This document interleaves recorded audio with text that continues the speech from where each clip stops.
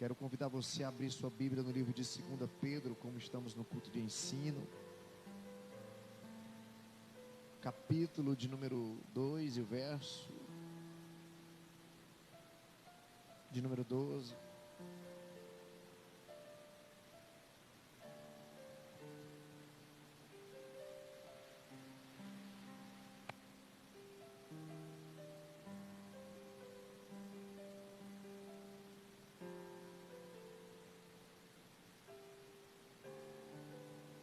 Pedro, oi, som Dudu. 2 Pedro capítulo 2, verso 12.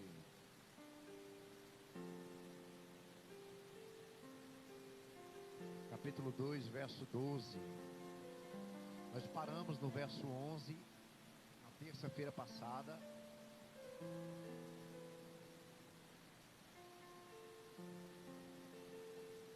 Nós vamos continuar agora no verso de número 12.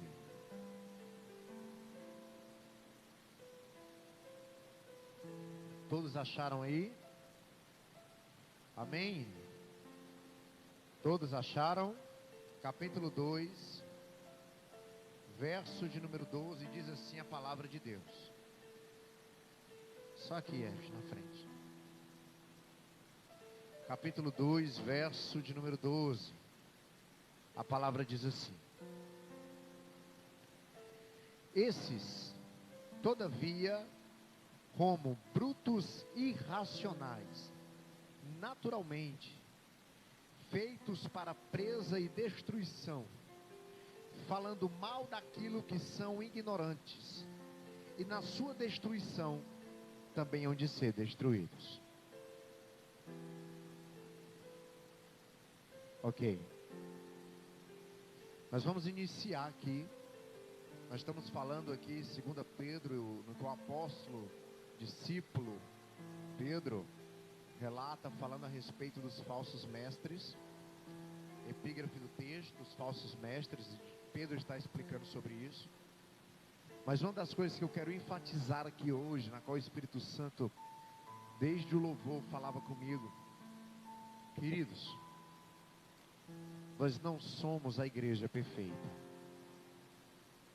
E na verdade, quem busca a igreja perfeita, quando você achar, ela ficará imperfeita. Porque você está em busca de uma igreja perfeita. Nós estamos buscando o aperfeiçoamento até o fim da vida, mas ainda com falhas. Mas se tem uma coisa que eu bato no peito e agradeço a Deus, é que esse ministério, a gente preza a palavra, a gente ama a palavra. E eu não estou falando de tempo de palavra, eu estou falando de conteúdo de palavra. Eu estou falando que nós, graças a Deus, temos um bom pasto. Estou falando de todos nós, aqueles que ministram, dão um bom pasto. Aqueles que falam coisas que enchem, e isso anima a gente.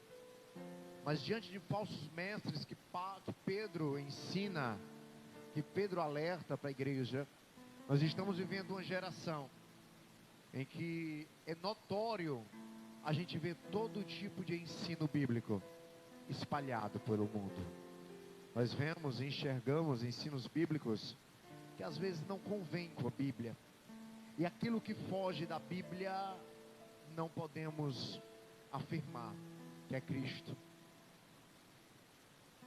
Existem doutrinas, formas de ensino, já que estamos no culto de ensino. Estamos no culto de ensino em que nós precisamos aprender a ser convictos naquilo que nós acreditamos. Nós temos consistência naquilo que lemos, naquilo que pregamos, naquilo que absorvemos. Para que ninguém venha e faça a nossa mente sem nós termos a convicção daquilo que nós estamos ouvindo. Porque aquele que não lê a Bíblia e não procura a palavra de Deus, ele é levado como vento de doutrina, por vento de doutrinas, ele é levado como folha seca de outro, e naquilo que falam ele acredita. É por isso que hoje o Espírito Santo já nos cobra nessa noite, para nós termos convicção de quem nós somos em Deus e daquilo que acreditamos, daquilo que temos a convicção que é verdade, que é real. A Bíblia, ela ensina claramente todos os assuntos. Existem algumas coisas que Deus não deixou tão claro, e essas coisas que Deus não deixou tão claro são coisas também que eu não ouso querer saber mais do que Deus me proporcionou saber. Eu preciso saber com convicção aquilo que Deus permitiu, e aquilo que Deus não mostrou com clareza, como alguns mistérios do céu e do reino espiritual, eu também não posso ousar afirmar e querer saber mais daquilo do que Deus me proporcionou saber. No capítulo 2, no verso 12, nós estamos dando continuidade a esses falsos mestres que são arrogantes, atrevidos. Quem estava aqui na terça-feira passada, e a gente falou sobre atrevimento, a gente falou sobre a arrogância, a gente falou sobre a altivez, sobre as pessoas que elas se colocam a mais do que outros. E no verso de número 12 ele começa dizendo: esses, todavia, como brutos irracionais. A palavra começa falando sobre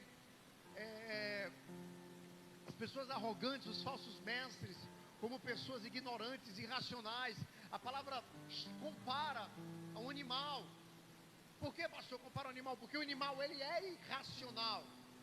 Nós somos racionais. O animal, ele não pensa a nível humano. O animal irracional, ele é um bruto, ignorante, irracional, naturalmente feito para presa e destruição, falando mal daquilo que são ignorantes, aos falsos mestres. Nós temos que ter cuidado, igreja, para nós não tocarmos em assuntos na qual nós não sabemos, principalmente nos dias de hoje. Falo em relação à Bíblia, falo em relação à política, falo em relação à própria vida de Cristo, falo em relação à própria própria vida do irmão. Eu posso atribuir isso à vida de alguém. Eu jamais posso falar do Emerson, jamais posso falar do Israel ou da Rayana sem saber da vida dele ou da vida dela. Eu não posso tocar em assuntos na qual eu não sei. Eu não posso chegar em assuntos na qual eu não estou sabendo. Eu preciso me aprofundar em algo para realmente falar com convicção. Eu estava num culto uma vez e eu me deparei com alguém pregando sobre, olha, é uma besteira, mas se eu não tivesse lido Bíblia, eu até hoje estava pensando nisso. E o camarada fez uma campanha sobre as 7 dias e as 7 voltas em torno da muralha de Jericó. E eu fiquei ali na época pensativo. Eu disse: poxa, foram 7 voltas em volta da muralha de Jericó. E eu fui um dia para essa campanha, mas quando eu fui ler a Bíblia, eu vi que não era 7, era 13 voltas. E eu disse: rapaz, vai que eu estou dizendo por aí, vai que eu saio espalhando por aí que foram 7 voltas em volta da muralha, né? 7 voltas foi só no 7º dia. Nos restos do dia foram 6, dando um total de 13. E se eu não tivesse lido Bíblia, se eu não tivesse ido atrás, eu estaria até hoje pregando isso, falando isso. Então eu quero que você entenda que nós não somos chamados para propagar, nós não somos papagaio que repete. Nós temos a mente que nós vamos atrás, escacaviar, saber se é verdade, para depois eu falar. Seja em qualquer área da sua vida, tenha conhecimento para depois nós propagarmos aquilo que nós estamos pensando. No verso 13 diz, falando do falso mestre: recebendo injustiça por salário da injustiça que praticam, considerando como prazer a sua luxúria carnal em pleno dia, quais nódoas ou ignorâncias e deformidades, eles se regalam nas suas próprias mistificações, enquanto se banqueteiam junto convosco, tendo os olhos cheios de adultério, insaciáveis no pecado, engodando almas inconstantes. Vejam só: tendo o coração exercitado na avareza, filhos malditos. Escuta só, quem são esses homens que o diabo usa dentro até mesmo do meio cristão, para trazer algumas formas alguma forma de evangelho, uma forma de evangelho facilitado talvez, ou uma forma de evangelho não de liberdade, mas de libertinagem, que nós temos que ter essa diferença. Liberdade é eu ter uma liberdade em Cristo, libertinagem é eu achar que Cristo aceita tudo em que a carne pede, e não é bem assim. E pessoas que hoje pregam com convicção de que o céu ele aceita tudo, o céu, porque Deus ama pessoas e Deus não faz acepção de pessoas. Estamos vendo isso, vivendo esse momento, mas isso não pode entrar na nossa mente como algo natural.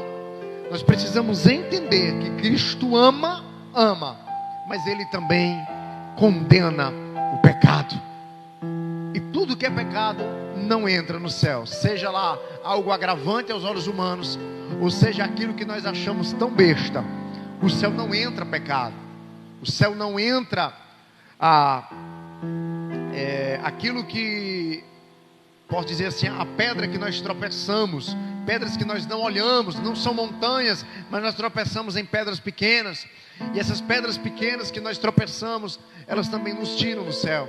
Coisas que nós achamos supérfluas, coisas que nós achamos bestas, são coisas que fazem com que nós não entramos no céu. A palavra nos diz aqui que esses homens que pregam isso, eles engodam as almas inconstantes. Eu posso falar dessas almas inconstantes, são pessoas que elas não conseguem se firmar de verdade. São pessoas que elas estão, uma hora estão bem, outra hora estão muito mal. Uma hora estão firmes, mas outra hora estão de uma forma depressiva, uma forma amargurada. Hoje está feliz, mas amanhã já não está. E o diabo acaba engodando essas almas.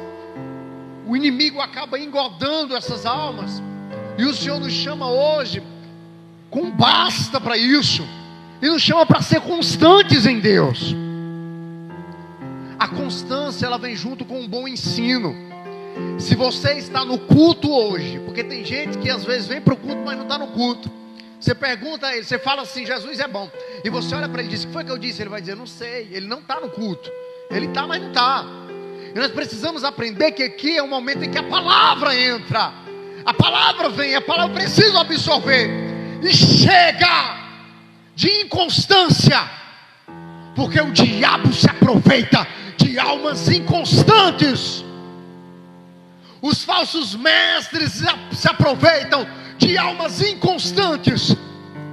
Você precisa ser constante para quando o inimigo vier trazer algo, ou alguém vier trazer um ensinamento, algo que foge do teu princípio, você vai dizer: eu sei quem eu sou em Deus.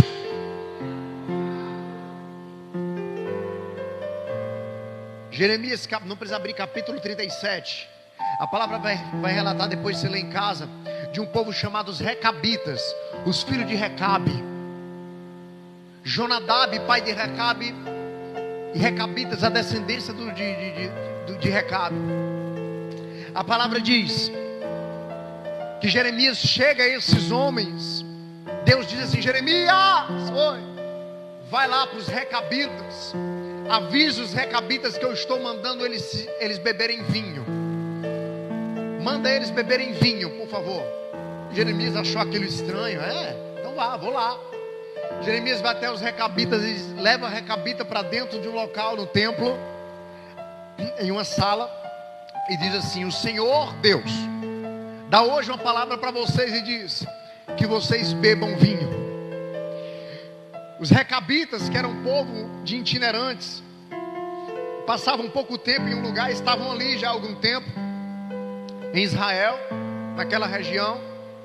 E a palavra diz que um dos Recabitas, o chefe dos Recabitas, olha para Jeremias e diz assim: por mais que nos peça para que bebamos, nós nunca beberemos, porque nós obedecemos a ordem do nosso pai Jonadab, e a ordem que foi dada é que nós não bebêssemos bebida forte. Então, profeta, nós não beberemos. Jeremias volta para orar, porque ele volta decepcionado, porque o povo desobedeceu a ordem de Deus. Quando ele diz: Jeremias,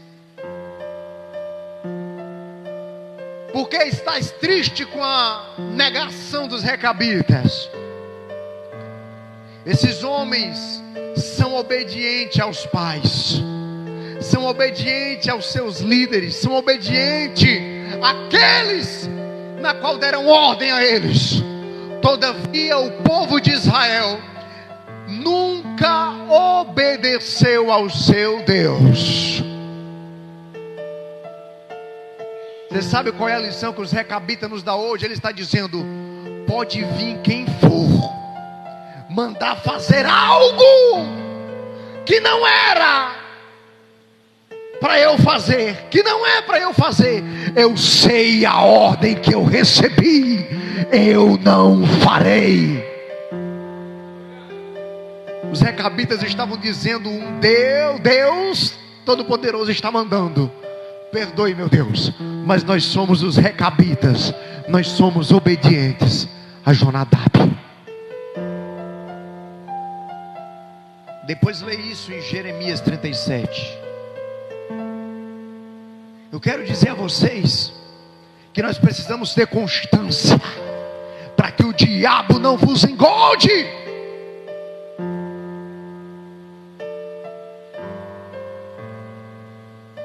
Nós sabemos quem nós somos, nós sabemos o pasto que nós estamos comendo. Como eu disse esses dias, chegou um rapaz para mim uma vez, foi lá no centro do Horizonte. Quando ele voltou dizendo assim: pastor, um camarada estava pregando lá no centro, e ele disse que não é para ter pastor nos dias de hoje, e muito menos para ter dízimo. Ele me mostrou na Bíblia, e eu queria que o senhor me provasse o contrário. Eu disse a ele: eu não vou perder meu tempo provando a você, você já sabe. Ou você segue aqui, ou você segue lá. Eu não preciso te provar nada. Vai naquilo que o teu coração manda, mas não esquece que mais enganoso do que todas as coisas é o coração do homem. Esse irmão saiu de casa em casa dizendo que não podia ter pastor, e não era para dar dízimo.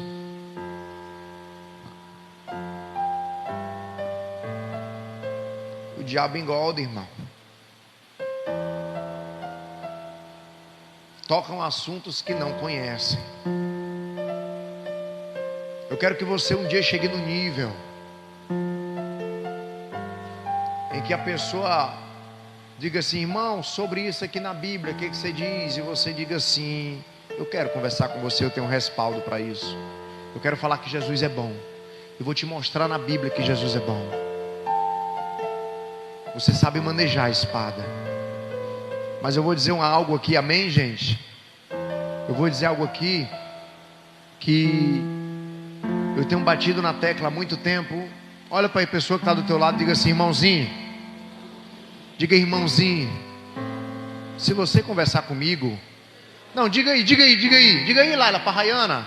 Diz assim: se você conversar comigo, você está cooperando com o inferno.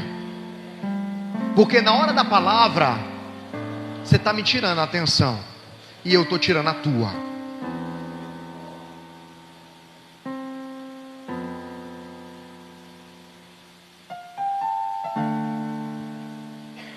Preste bem atenção. Crente que não lê Bíblia, ele tem tempo para tudo, mas ele não tem tempo para ler. Ele tem tempo para trabalhar, ele tem tempo para lavar louça, ele tem tempo para cuidar de casa, ele tem tempo para dormir, mas não tem tempo para ler Bíblia. Ele vai ser um eterno inconstante, um eterno inconstante, um eterno limpador de carvão, enxugador de gelo.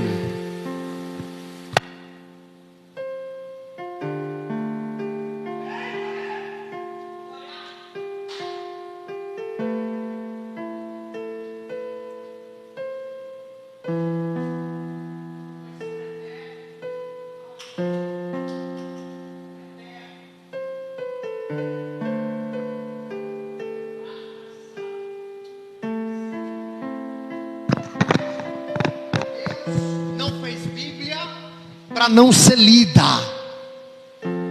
Deus não fez Bíblia para não ser lida. Foi o que nós falamos um dia desse, um culto que nós fomos. O Espírito Santo me disse isso. Quando a palavra diz: conhecereis a verdade vos libertará. Ele não está falando do conhecer de ler. Ele está falando do conhecer desde o princípio, em que Adão conheceu Eva, e que Jacó conheceu Raquel, e que Isaac conheceu Rebeca. Quando ele fala conhecer, ele não está falando no sentido de saber o que é. Ele está falando no sentido de ter intimidade, relações íntimas com a palavra. Quando ele diz assim: conhecereis a verdade vos libertará, ele está dizendo assim: você só vai ser liberto. Você só vai ser liberto da inconstância quando você deixar de preguiça e ler Bíblia.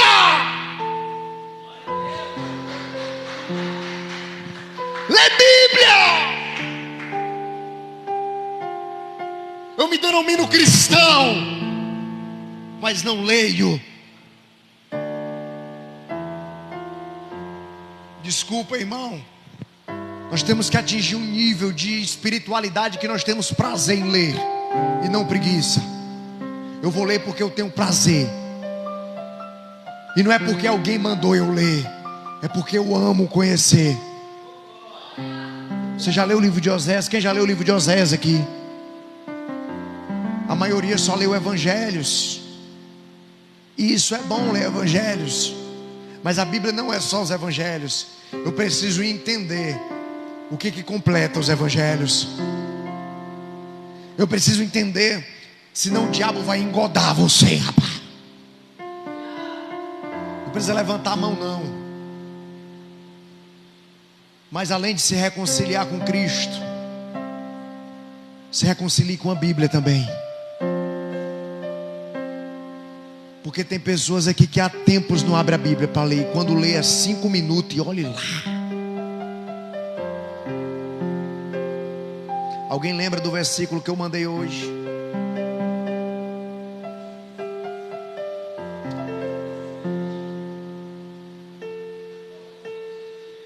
Tem o que lá? Fala sobre o quê?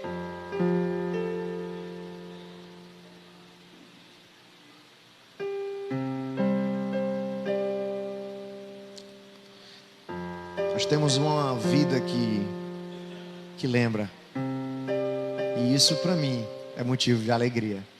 Porque um guardou.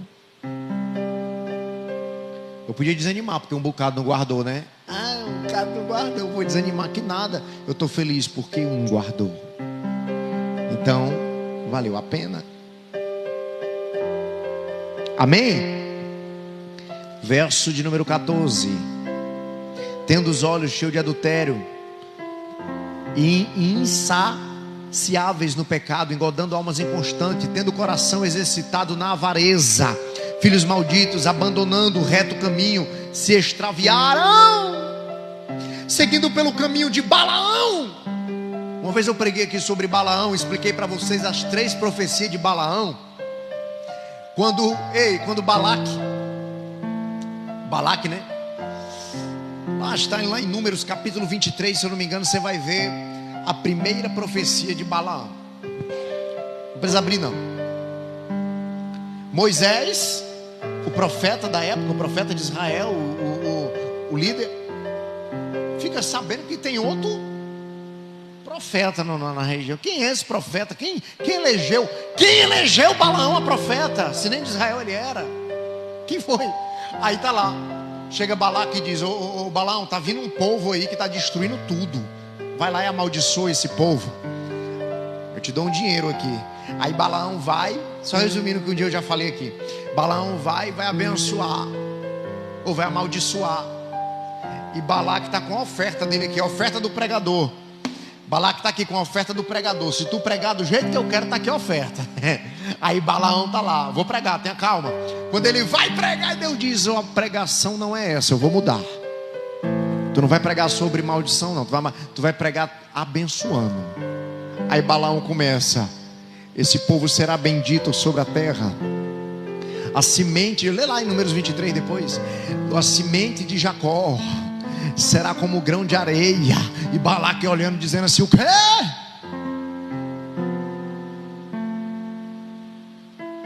Eu mandei tu amaldiçoar, tu está abençoando o povo, pode parar a pregação, a oferta está cortada. Ele foi por onde 3 vezes. Na terceira profecia ele diz assim: quando Balaque manda ele amaldiçoar, ele diz: e se levantará do meio da tribo de Judá um leão. Quem foi que revelou para Balaão que Jesus viria daquele povo? Ele teve grandes intimidades com Deus.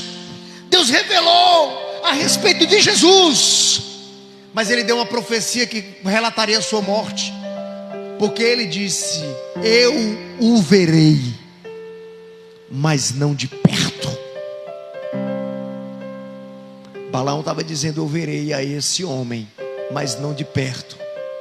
Balaão estava falando sobre a sua própria condenação, porque mais na frente ele se corrompe.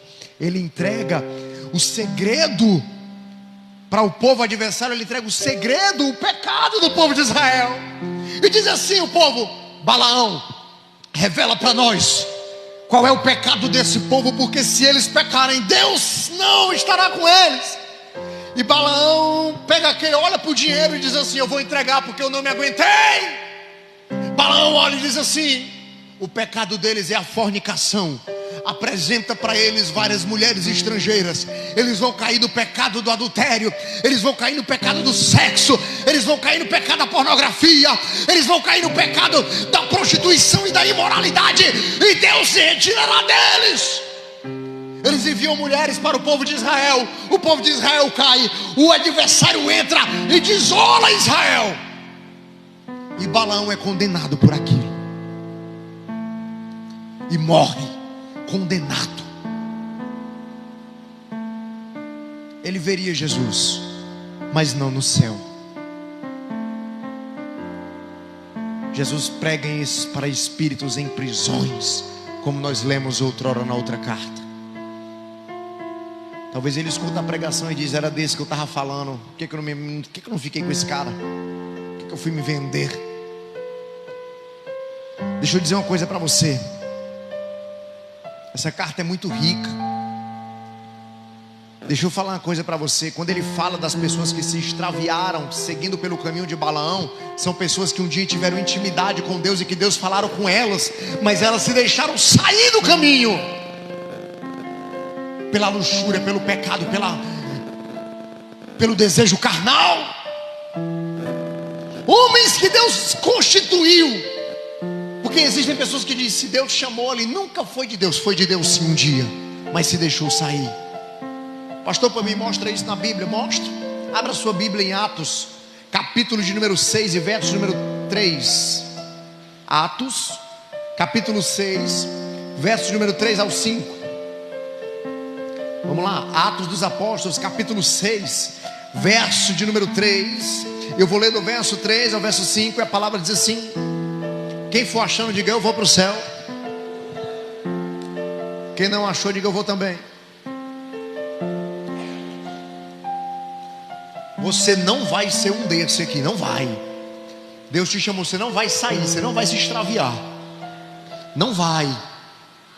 Não vai. Atos capítulo 6, verso número 3. A epígrafe do texto de Atos capítulo 6 é a instituição dos diáconos.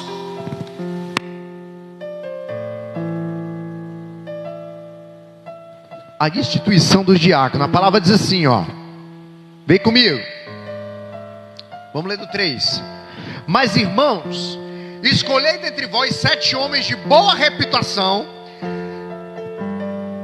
cheios do Espírito e de sabedoria, aos quais encarregaremos desse serviço. Quanto nós nos consagraremos à oração e ao ministério da palavra. O parecer agradou a toda a comunidade, e elegeram Estevão. Vem comigo, Estevão. Diga: Estevão. Felipe, Prócono, Nicanor, Timão, Pármenas e Nicolau, prosélito de Antioquia. Pastor, o que é um prosélito? Prosélito era alguém que não era judeu, mas ele decidiu se tornar um judeu, queria se agregar ao judaísmo, ele queria viver essa cultura. Isso é um prosélito. Pastor, o que tem a ver esse homem? Nicolau, nós vamos, ele foi escolhido como um homem de boa reputação, e ele foi escolhido como um homem cheio do Espírito, como nós lemos. Sim ou não? Sim ou não? Está na Bíblia. Agora você vai abrir em Apocalipse.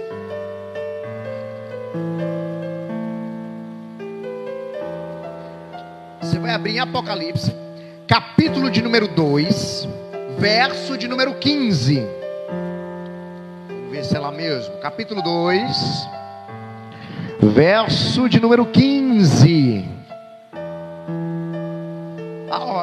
Pedro está falando que homens que um dia foram cheios de Deus, esses falsos mestres, Herbert, falsos mestres, nem sempre foram os falsos mestres. Um dia eles eram cheios de Deus, e eles eram homens de boa reputação, mas eles decidiram se extraviar, sair da presença, pregar outras coisas, ou até ir para o mundo mesmo.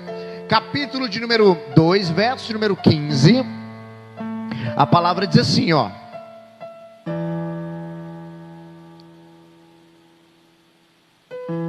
Vamos lá, ver se é isso mesmo. Peraí. Capítulo 2, verso número 15, vai dizer assim a palavra de Deus. Vamos lá.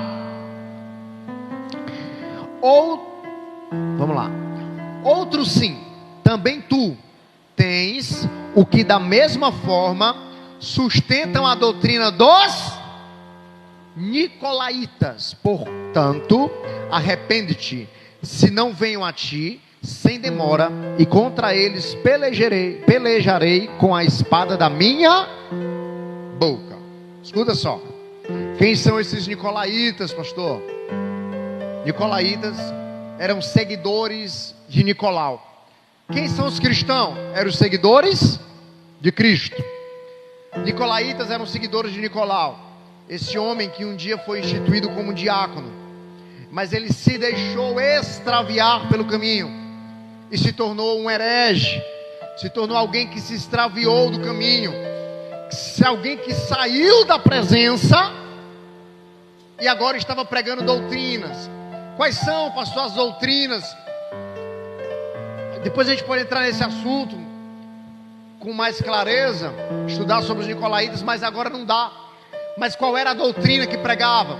Eles adotaram, agregaram a idolatria e a imoralidade sexual como permissão da imoralidade sexual, dizendo que isso era algo prazeroso, que Deus permitiu isso para que o homem se satisfaça e se deleite nesse prazer.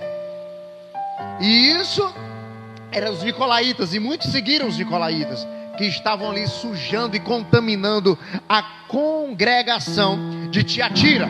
Agora, veja comigo, uma das coisas que nós precisamos ter cuidado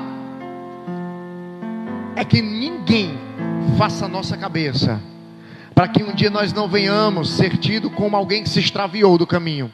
Porque às vezes as pessoas se extraviam do caminho, afirmando ainda que são crentes. Eles afirmam, eles dizem: eu sou do caminho, eu vou para o céu, mas com suas próprias ideologias que vão contra a Bíblia. Ou o outro cuidado é que eu não quero mais, a gente já está cansado de ver. A pastora Giane tem hora que olha para algumas ovelhas que já passaram por esse aprisco e hoje estão entregues de todas as formas ao mundo.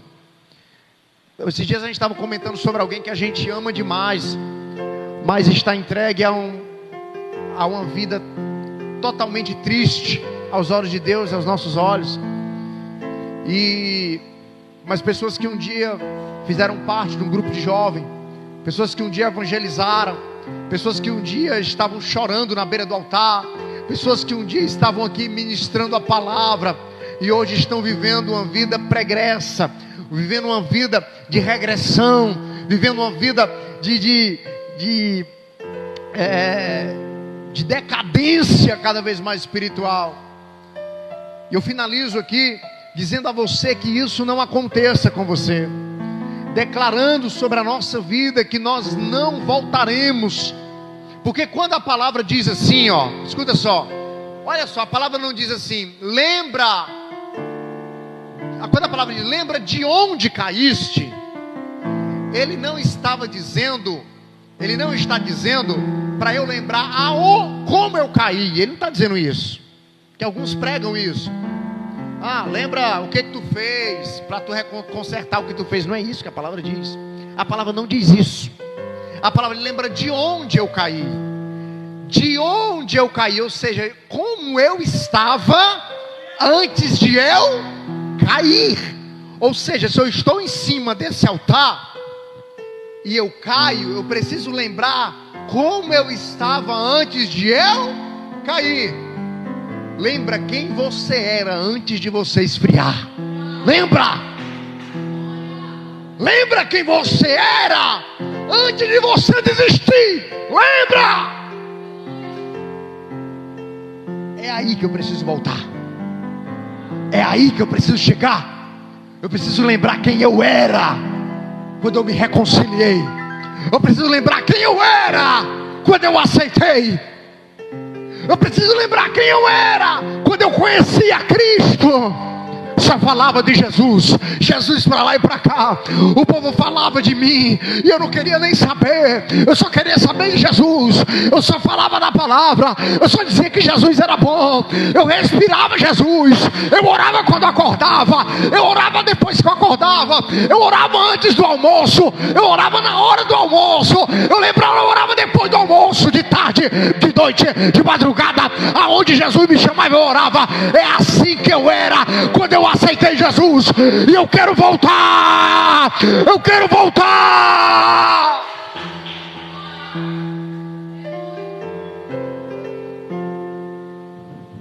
Repita comigo: como eu diz, a frieza, a tristeza não vai empatar o meu crescimento espiritual. Amém, igreja? Eu deixo essa linda palavra de Deus que falou para mim. Escuta, foi para mim. Escuta, foi para mim. Para mim, perfeito, para mim. Jesus preparou. Eu fui preparar uma oferta para Deus. Jesus preparou um presente para mim. Foi para mim. Você pode dizer, pastor, foi para mim também. Não sei, mas se você não recebeu, eu recebi. Eu recebi. Amém, igreja? Nós somos firmados em Deus. Jesus é bom, amém? Aplauda o Senhor.